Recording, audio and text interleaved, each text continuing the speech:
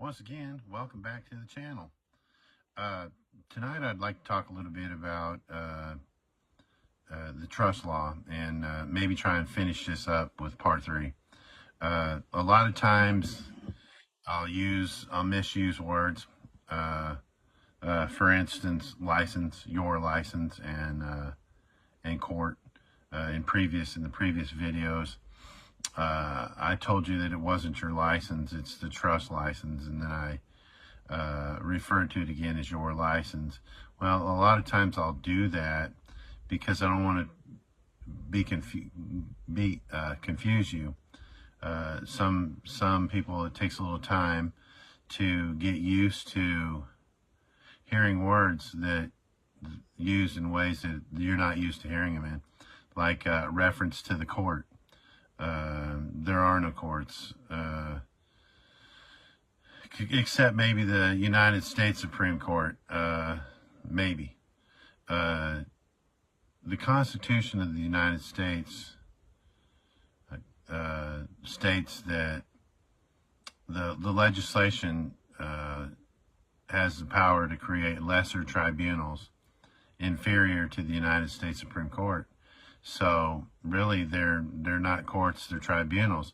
And if they're created by the legislative branch of the government and they're ran by the executive branch of government, then they're not judicial. You've heard me say that in a previous video. The courts aren't judicial. If you go in there and start hollering, I know my constitutional rights, they're going to tell you, sit down, shut up.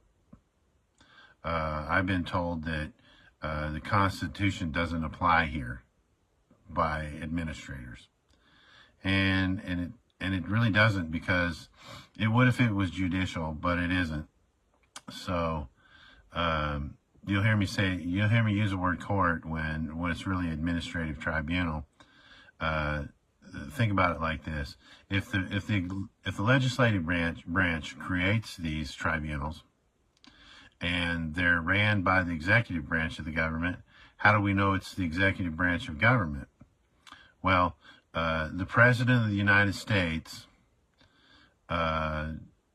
chooses who he wants to be the Attorney General of the United States. He chooses them, and then who does he send them in front of? It isn't the Supreme Court. It's the legislative branch. So they go in front of the legislative branch, and it's the legislative branch that decides whether or not to, put them into that position. And it's the same thing with the state. The Attorney General of the state of whatever state that you're in is chosen by the governor, and he goes in front of the executive branch or the legislative branch of the government, and then they put him in. So in most judges, a lot of the so-called judges are put in there by the executive branch of government. Some of them are voted in, but most of them are installed. So there's nothing judicial about their courts. They're commercial, trust action, administrative courts, or tribunals. Like I say, a lot of times I'll misuse words because they're not familiar, and until you get used to saying them a lot.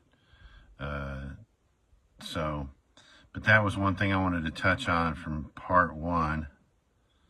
And at the end of it, I talked about the beneficiary account, and to go to the bank and do the bank account. And I'll explain it to you like this. First time I did a beneficiary bank account, I went to the bank and I said, I'd like to open up an account. And the lady said, okay, she started getting the paperwork out. And when she handed me the signature card, I kind of blocked her view. It was kind of sneaky, but I blocked her view a little bit so she couldn't see how I was signing the signature card. I signed it with the beneficiary signature. Well, I took the $200 that I was going to open the account with, and I laid it on top of the signature card, and I handed it to the accounts lady, and made some small talk, and she called back. She called my house a couple days later, and she said, "Mr. Hauser, I was looking at your signature card here, and I noticed the word after your name." She said, "Is that beneficiary?" I said, "Well, it most certainly is." Well, I was just wondering why you signed it that way. Well, that's my signature. I am the beneficiary of the trust, and the Secretary of the State recognizes the signature as such. And if you ever see a signature down there on any transaction involving me, if it doesn't say beneficiary at the end of my name, then it's a forgery. Oh, okay. Well, I was just wondering. She hung up. Well, for 6 or 7 months, I wrote checks on the account, and those checks were written out for various payments, and the bank accepted those back from those places, Walmart, and places that I wrote the checks. The bank accepted those, and this went on for about 7 or 8 months. Well, they sent me a letter saying that I would have to come down and close the account because the signature wasn't acceptable because it was an alteration of the contract. But they were never specific why it was an alteration. They said that I'd have to come down and close the account, or they would. I didn't close the account.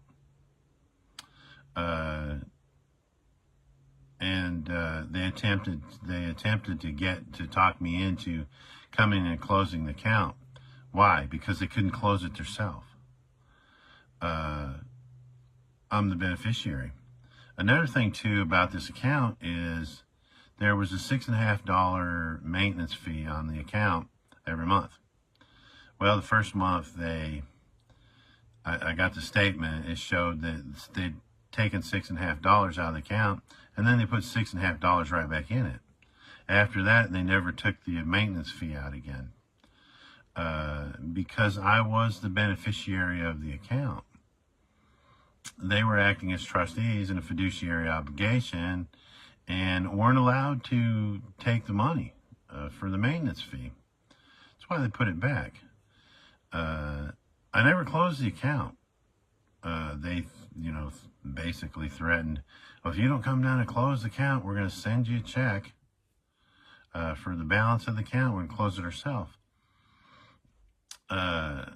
When you close a bank account and the account's still there, it just has a zero balance.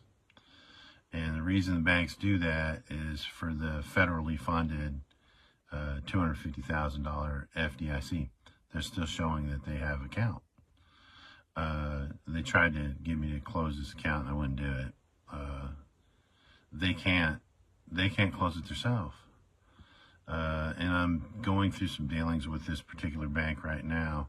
And when it's over, I'm going to start using the account wide open like I used to.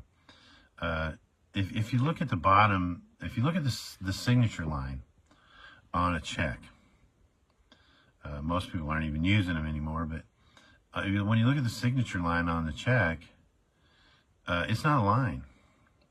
The little lock, the little padlock looking thing says MP on it. That stands for microprint. And if you take a magnifying glass and you look at that line, it's one line of authorized representative.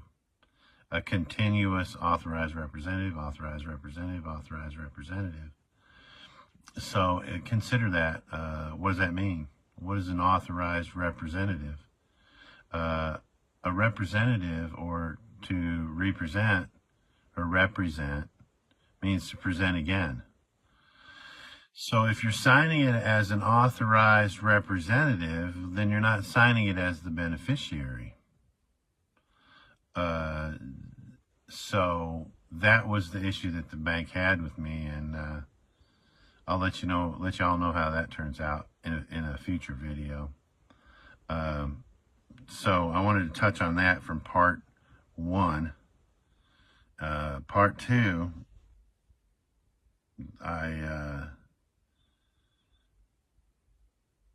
made the statement when I was talking about the situation with the Social Security judge, administrator, about the insurance running out in 2 months. That was a mistake. I misspoke. It was 2 years, is what that is. Which means 2 years after you stop working, the benefits run out. You have to apply for Social Security disability within the 2 years after you get injured and stop working the public job. Okay, but what I want to do is speak in some more detail about the Social Security hearing.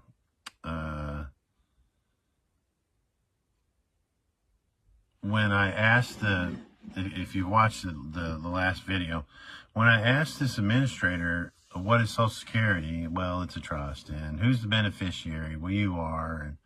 And, well, then you're all trustees in a fiduciary obligation. Now, the last question that I asked him was, would it be in the Social Security Administration's best interest to give me an on-ledger and off-ledger account of the trust since its inception and a check for the balance, or the annuity payment? He said the annuity payment. The reason I said give me an on-ledger and off-ledger account of the trust since it began, and a check for the balance, is that in the Social Security Administration's best interest? No, it's not. Because what really happens when you turn 65, as the beneficiary, you can now know what's happened in the trust. The trust is matured at 65. So when I asked him, can I get an on-ledger and off-ledger account of the trust? Would it be in their best interest to do that and give me a check for the balance, or make the annuity payments? He said the annuity payments. This guy knew. Here's the thing. When I got out of the military after Desert Storm in 92, I was rock climbing on a cliff here in East Tennessee. Well, I fell almost 50 feet and shattered both of my ankles. I was in a wheelchair for 8.5, 9 months. All kinds of hardware and everything. I was lucky it didn't kill me. But at that time, I was on unemployment from the state of Illinois, and from my military pay when I got hurt. So they discontinued the Social Security because, or not the Social Security, but the unemployment, because I wasn't unemployable anymore. I was disabled. So I applied for Social Security disability and won and got it. That's why I was kind of familiar with when I went back in 2016, how the hearings operated, because I did it in the 90s. Well, during the 90s, I drew it for 3 years, and got $8,500 back pay, and they paid me a total in 3 years, $45,000. Okay, now if you think about the $45,000 that they gave me in the 90s, and the $100,000 that they gave me in 2016, that's like almost $150,000. Well,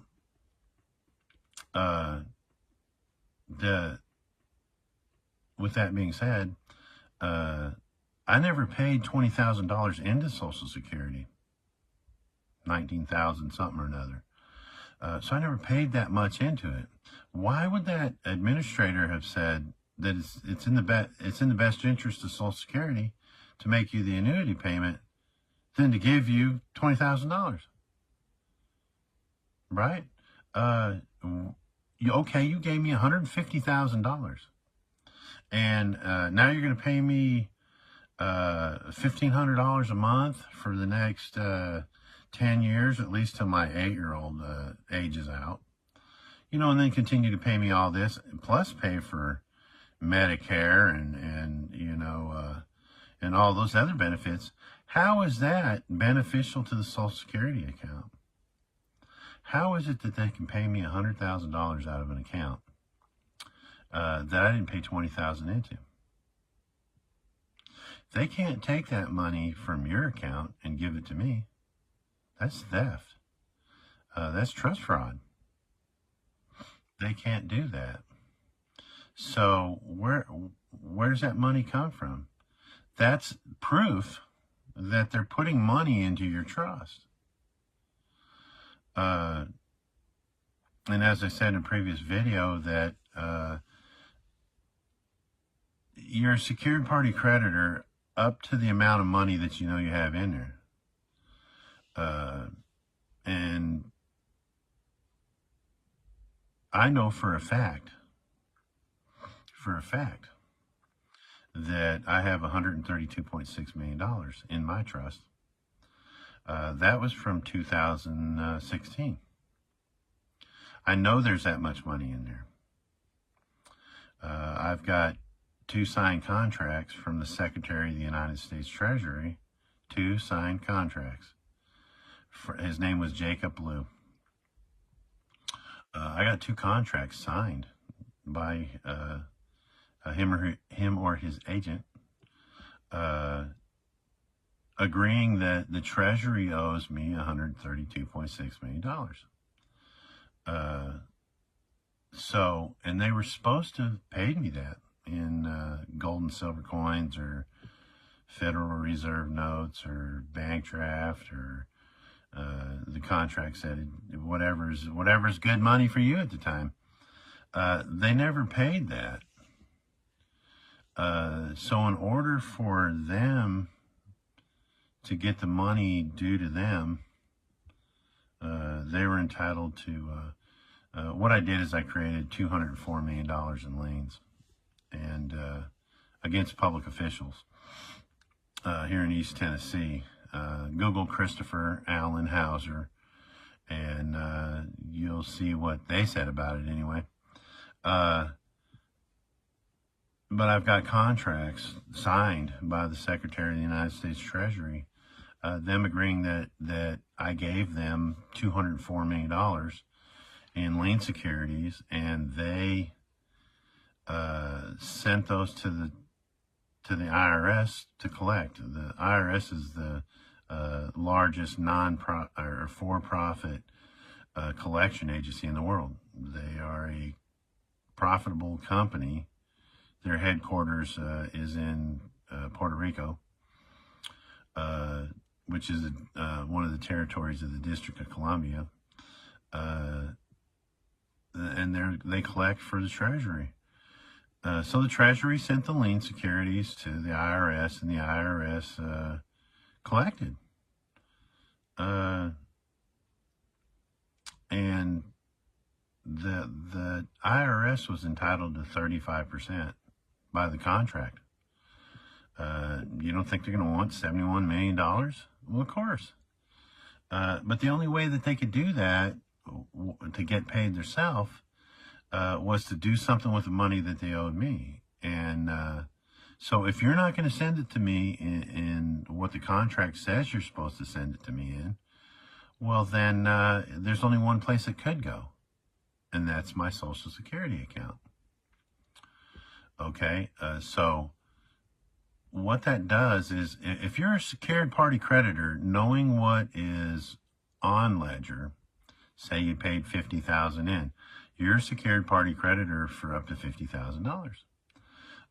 If I only put $20,000 in on ledger and there's at least $132.6 million off ledger, not counting what they've put in, there's no telling how many millions of dollars is in my trust, but there is telling that there's at least 132.6 million in there. I know that And see, that's the thing. If you want to access your trust, you can access the trust and take money from it, as long as the trustee is in agreement with you need the benefit. But if I can't access it for myself, what I can do, knowing that there's that much in there, is create letters of credit. Okay, and it's like this. If I gave you a checking account and I said, look, there's money in this account. I'm not going to tell you how much is in there, but there's money in there. And here's the check. Here's the checkbook. You can start writing checks. But if you overdraft, you're going to prison. You're not even, most people in the right mind aren't even going to write the first check, because they don't know the balance of the ledger. I know that there is. I know that there is that much. So, and I've done this twice already. A friend of mine is a double platinum rap artist. I'm not going to mention any names because that's unimportant, but he's a pretty famous guy. And I wrote him a letter of credit for $1 million. He took that letter. We got a contract. I bought into his studios. We created a contract, giving me 49%. And then I wrote him a letter of credit for $1 million, which he took to the Treasury, and the Treasury sent him a check.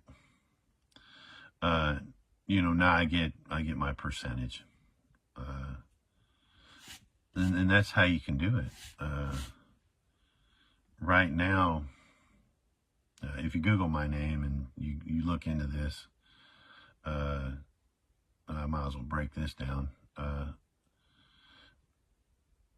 Me and some friends of mine, comrades, we created almost $2 billion in lien securities against public officials, judges, county mayors, all kinds of public officials. I even liened my ex-wife for $4 million. Oh, you ain't getting money. You ain't getting the money from her. She's broke. No. The IRS took $4 million from her trust. The reason I know this is because she filed bankruptcy. And in the bankruptcy, the $4 million was scheduled, and then it was discharged. The United States Code says you can only discharge provable debts. So I got proof that $4 million that I liened her for, or actually the Treasury liened her for, was real, which means all of it is. But the state of Tennessee came and got us all in one day. Bam. We got warrants for your arrest. They failed to produce a warrant. They never would produce a warrant. Where's the warrant? Well, we'll show it to you later. They claim they had indictments. They've never produced an indictment to this day.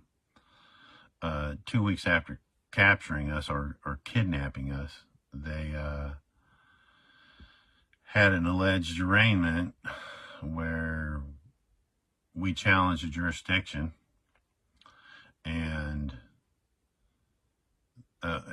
was never told the nature and the cause. The Sixth Amendment says you have the right to know the nature and cause of the accusations against you. So they never told us that. They have to tell you you're being charged with X, Y, and Z. Tennessee Code annotated X, Y, and Z. They never said that. We refused to go to court. And 14 months later, they had a trial, an alleged trial, where we weren't allowed to enter. We never went in. We never seen a jury never seen us. and we were all sentenced. At the most was a 50-year sentence, and at the least was a 20, which was mine. I was locked up 4 days short of 3 years.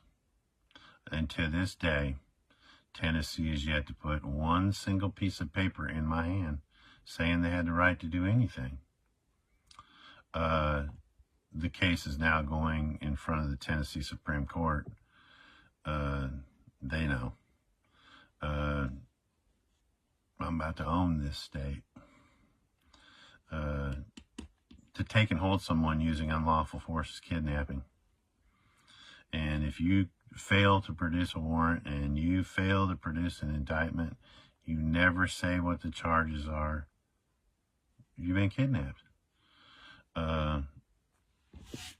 So when I say I don't kneel, I don't kneel. I called the so-called judge. I called her a harlot of Babylon. Cussed her out quite a bit. 3 times in 20 minutes I cussed her out, and never held me in contempt. Why? Because she didn't have jurisdiction. It's a female judge, looked just like Judge Judy. So that's what happened there. I could go into a little more detail, but I really don't have a lot of time. But I just wanted to touch base with that. And the final thing that I'd like to say is I wanted to talk about how it's really supposed to work. When you turn 65, the trust matures. You go down to the Social Security office. Okay, I'm 65. And, oh, come right this way, Mr. Hauser. We're going to set you up. We're setting you up, man. We're going to, give you health care, and we're going to give you so much money a month, and blah, blah, blah. Here, we want you to apply for your benefits.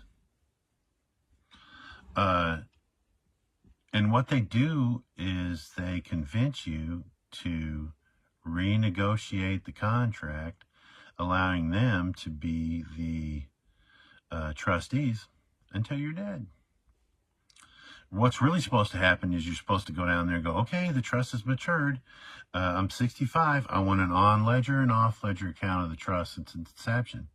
And I want a check for the amount, which would be yours and the millions of dollars that they've put in your trust over the years.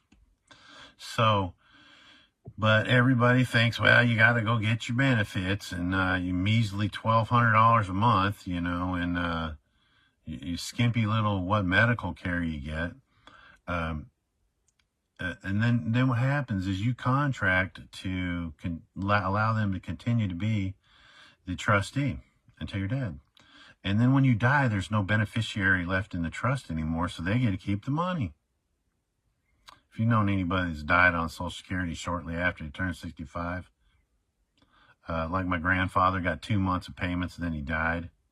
My grandma got a measly little check for a while, and then they got to keep the rest of it. What you're supposed to do is go get your money, get it all. That's what I intend to do. I'm working on the process right now. I've got a few more years. I got 9 years, I think, before I can do this. But here's the thing.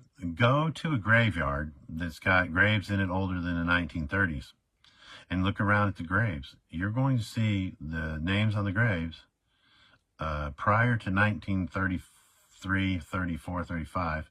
The names on the headstones are going to be in upper and lowercase letters.